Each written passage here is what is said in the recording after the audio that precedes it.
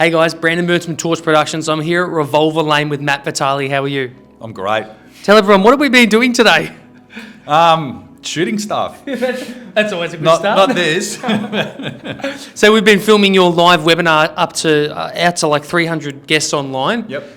We're here in the studio. Obviously, we did a nice job of making your end look great, and we've got the multiple cameras going.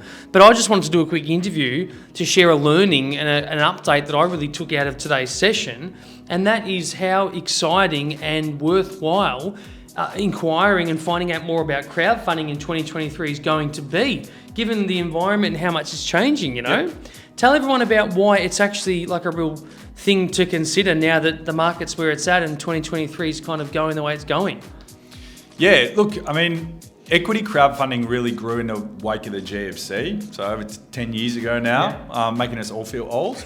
But, you know, when funding conditions were constrained and that early stage capital, like traditionally the hardest piece to find, became even more difficult for founders to raise money. In a sense, we're in not as bad, but similar conditions at the moment. The traditional funders of early stage companies, you know, VCs, professional investors, they're investing at a slower cadence. You know, they're seeing their portfolios that have, you know, come off. So it's to any founder's advantage to consider alternative sources of capital. And the way we were kind of describing this at Birchal, you know, when we were writing our report for last year, was like, this is really our time to shine. You know, we've got a fast and efficient process for people to connect with a broad audience, but also get data and deal with many, many people. So yeah, it's exciting times. Okay, now one thing that stands out to me, collaborating with you guys and actually working for some of your clients, is how easy and accessible it is to do an expression of interest campaign. Yep. And I have to say, from working with some of your clients, seeing the value, the PR, the profile raising, and the interest that you can literally get through that first initial process, almost feels like something every business should be inquiring about doing if they're looking to raise, because the power of the Birchal network is something that I think is heavily underrated. Tell me about probably one success story that you've seen really benefit from doing that expression of interest phase, and then, you know, even impressing themselves and not realizing they'd go as well as they did. Oh, you're putting me on the spot now. Well, there's over 200, isn't there? I mean, we just tipped over 200 deals, and you know they're like my children, right? Like they're just 200 children. Yeah, that's right. So I do remember all of them, but look, you know, expression of interest campaigns, Black Flag, you know, they're a craft brewer. They raised towards the end of last year. They're based in Queensland.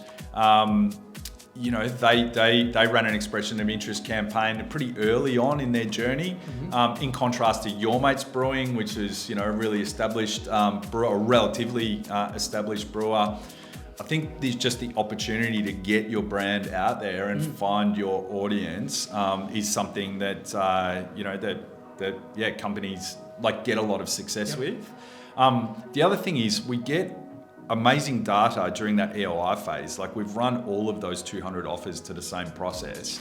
And you know, that conversion data, we tell companies or give them guidance as to how much demand is out there. Yeah. So, you know, talking earlier about like challenging funding conditions, all of our guidance is still, you know, accurate. So, you know, there's a lot of power in that in an uncertain market to just get more data and make decisions based on data. So, you know, everything that we've done on the platform so far this year, eight offers since since the start of the year. All but one of them have finished within that EOI range, which you know, is a great result in the current market. Totally. Now, you had Todd Forrester on from NAB Ventures, and he also made it known that he's an angel investor. So he's pretty active and experienced. I want to ask you, what would you say to someone like Todd watching who maybe hasn't gotten involved with Birchal or one of those campaigns around, you know, why a crowdfunding campaign can actually be relevant to like an angel investor or, you know, a sophisticated investor that maybe hasn't participated in that type of business before? Look, I just think it's an awareness piece. People tend to, you know, favour what they know, and I think for some that are active as angel investors or even, you know, VCs, that sometimes can be reluctant to consider new things because it's not what they know. I think what we've shown, I've got over 200,000 members, on in the Birchal network now, 200 deals, as we've said a few times. This is, opening up early stage businesses as an asset class to more and more people. And that's the super exciting thing because it's a great story too. We're just scratching the surface, really. The other angel investors and VCs, they will increasingly come around and see the value of crowdfunding. Yeah. Well, Matt, it's a pleasure. Thanks for having us involved today. Thank you, Ben. Thank you, Zach. Thank you, Chelsea. Thank you, everyone at Birchal. And we can't wait to do it all again. Great to be collaborating in 2023. Thanks, mate.